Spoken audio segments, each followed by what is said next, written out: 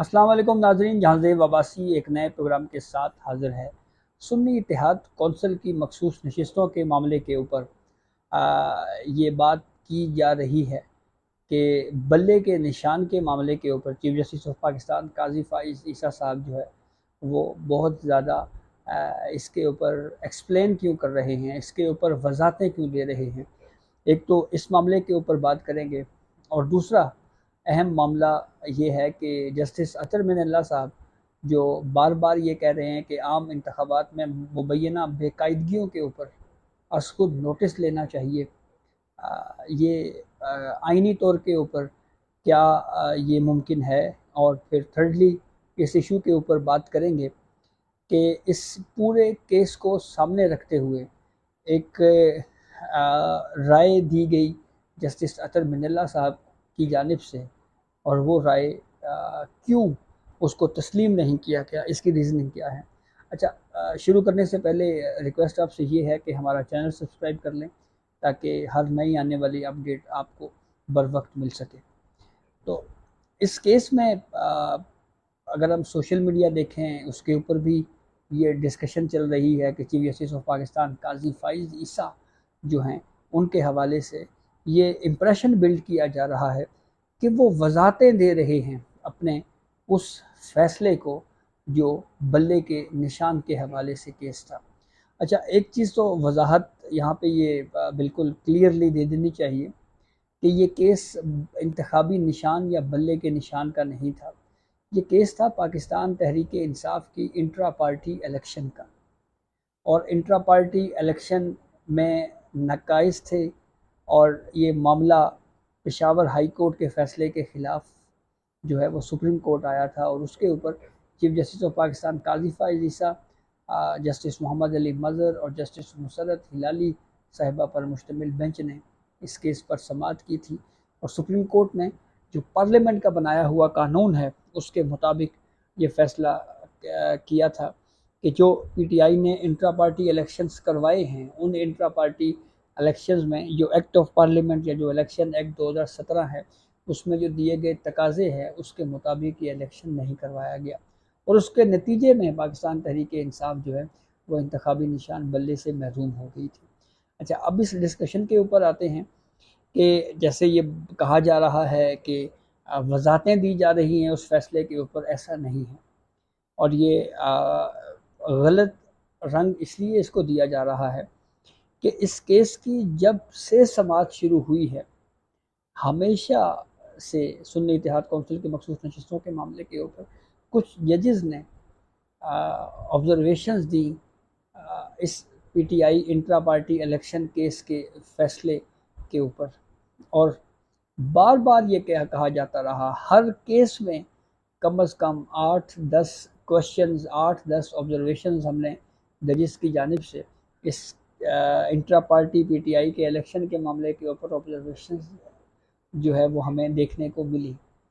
तो इसके ऊपर फिर जब ये ऑब्जर्वेशंस दी जाती रही तो फिर उसके जवाब में chief justice of Pakistan Qazi Faez ईसा साहब ने ये ऑब्जर्वेशंस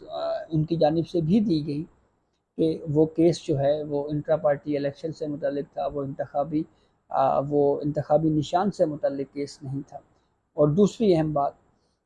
इस मामले के ऊपर चीफ जस्टिस काजी फ़ाइज़ ईसा ने आज भी इस प्रोसीडिंग में भी ये कहा है कि वो जो इंट्रा पार्टी इलेक्शन का जो केस था उसमें हमने सिर्फ कानून को रिप्रोड्यूस किया है। तो बजाय उस फैसले का हवाला देने के, अगर उस फैसले के जो मुतलका पैराग्राफ हैं अगर वही पढ़ लिए जाएँ तो उससे सूरत हाल क्लियर हो जाती है। और फिर जब ये डिस्कशन आज भी हुई तो ये भी कहा गया, पहले कहा जाता रहा है जी कि उसका रिव्यू नहीं लग रहा, तो इसके ऊपर भी chief justice of Pakistan Qazi Faez ईसा साहब को आखिरकार ये बताना पड़ा जो वजह। बहरहाल हम कोर्ट रिपोर्टर्स को तो मालूम थी कि इस बेंच में शामिल जस्टिस नुसरत हिलाली साहिबा हैं, और जस्टिस नुसरत हिलाली साहिबा की ओपन हार्ट सर्जरी हुई हुई है, वो बीमार हैं, उनकी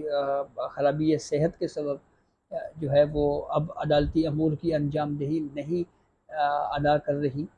तो chief justice of Pakistan Qazi Faez ईसा साहब ने भी आज ये कहा है,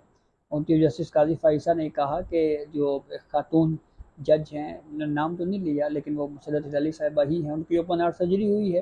तो जजेस को इस मामले के ऊपर जो है वो ऑब्जर्वेशंस नहीं देनी चाहिए, क्योंकि उसका रिव्यू पेंडिंग है। तो ये भी एक वैसे बड़ी अजीब बात है कि इस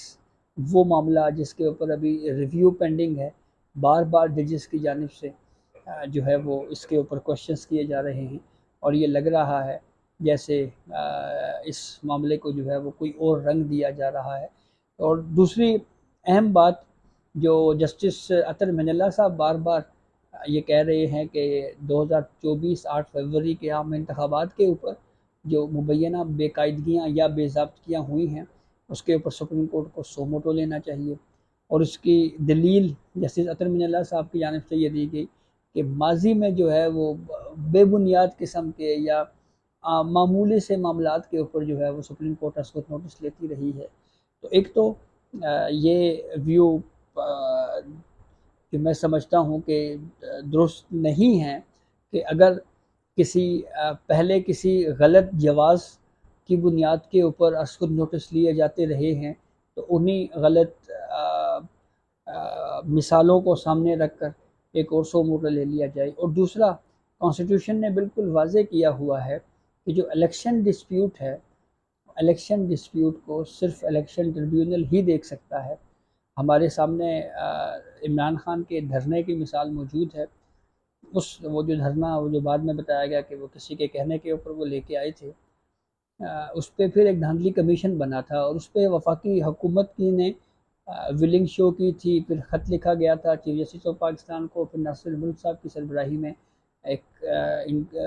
कमीशन बना था, TOR तय हुए थे। तो वो हुकूमत के रिक्वेस्ट के ऊपर बना था, और उसमें बाकायदा जो है वो उसके लिए जो है वो कानून साजी जैसी जो है वो करके, और फिर उसके बाद वो पूरा कमीशन बना, और फिर उसमें भी इमरान खान के इल्ज़ामात बेबुनियाद साबित हुए और वो रद्द कर दिए गए। और फिर इसके बाद तीसरी बात ये है कि इसका जवाब जस्टिस मोहम्मद अली मज़हर साहब ने भी दिया है। जस्टिस मोहम्मद अली मज़हर ने यह कहा कि हम इस वक्त आर्टिकल 185 के तहत पेशावर हाई कोर्ट के फ़ैसले के ख़िलाफ़ जो अपील हैं वो सुन रहे हैं। तो क्या हम अपील में जो पेशावर हाई कोर्ट के फ़ैसले के ख़िलाफ़ अपील आई है, आर्टिकल 185 के तहत जो अपील इस वक्त हमारे सामने है, क्या हम उस अपील पर समाअत करते हुए आर्टिकल 184(3) की पावर को यूज़ कर सकते हैं? तो इस पे एडवोकेट मखदूम अली ख़ान साहब की जानिब से जवाब दिया गया। उन्होंने ये कहा कि अगर अपील में आर्टिकल 184(3) का इस्तेमाल किया गया तो ये बहुत ज़्यादा ख़तरनाक होगा, और एक ख़तरनाक मिसाल जो है वो बन सकेगी। तो फिर उसके बाद हमने देखा कि कोर्ट की प्रोसीडिंग जब ख़त्म होने जा रही थी, तो उस वक्त जस्टिस अतर मिनल्ला ने इलेक्शन कमीशन के वकील सिकंदर बशीर मेमन साहब से ये कहा, जस्टिस अतर साहब ने, कि जो आम इंतखाबात 2024 से पहले शिकायत मौसूल हुई, और प्लस जो इलेक्शन के बाद शिकायत मौसूल हुई, उसके ऊपर क्या एक्शन लिया गया, क्या कार्रवाई हुई, उसकी डिटेल हमें प्रोवाइड की जाए। तो इस पे इलेक्शन कमीशन के वकील सिकंदर बशीर मेमन साहब ने कहा कि अगर कोर्ट मुझे ये ऑर्डर देती है तो मैं डिटेल्स कोर्ट के सामने रख देता हूँ। तो इस पर भी चीफ जस्टिस ऑफ पाकिस्तान काजी फाइज़ साहब ने ये कहा कि हम जो है वो अपील सुन रहे हैं, और हमारे सामने पेशावर हाई कोर्ट के फ़ैसले के ख़िलाफ़ सुन्नी इत्तेहाद कौंसिल की अपील है, तो हम इस मामले पे इसको नहीं देखेंगे। तो जस्टिस जमाल खान बनोखेल साहब ने ये कहा कि ये मामला तो इस वक्त हमारे सामने है ही नहीं, तो जब एक इशू हमारे सामने नहीं है तो हम उसको कैसे देख सकते हैं। तो यूँ वो राय जो जस्टिस अतर मिनल्ला साहब ने दी वो एक्सेप्ट नहीं हुई, और यूँ जो है वो केस की समाअत जुमेरात तक के लिए मुलतवी कर दी गई है। तो एक तरह से हम ये कह सकते हैं कि जो असकुत नोटिस लेने का जो मामला है वो शायद गैर ज़रूरी इसलिए है कि इस केस में जो पेशावर हाई कोर्ट के फ़ैसले के ख़िलाफ़ अपील चल रही है, इसमें अगर 184(3) का इस टाइप का कोई तरह का अगर इस्तेमाल किया जाता है, तो ये भी एक बड़ी अजीब सी मिसाल, और बकौल मखदूम अली ख़ान साहब के ये बड़ी ख़तरनाक या बड़ी खौफनाक किस्म की मिसाल बन जाएगी। तो ये अब तक की अपडेट थी, जिससे हमने आपको आगाह किया। बहुत शुक्रिया।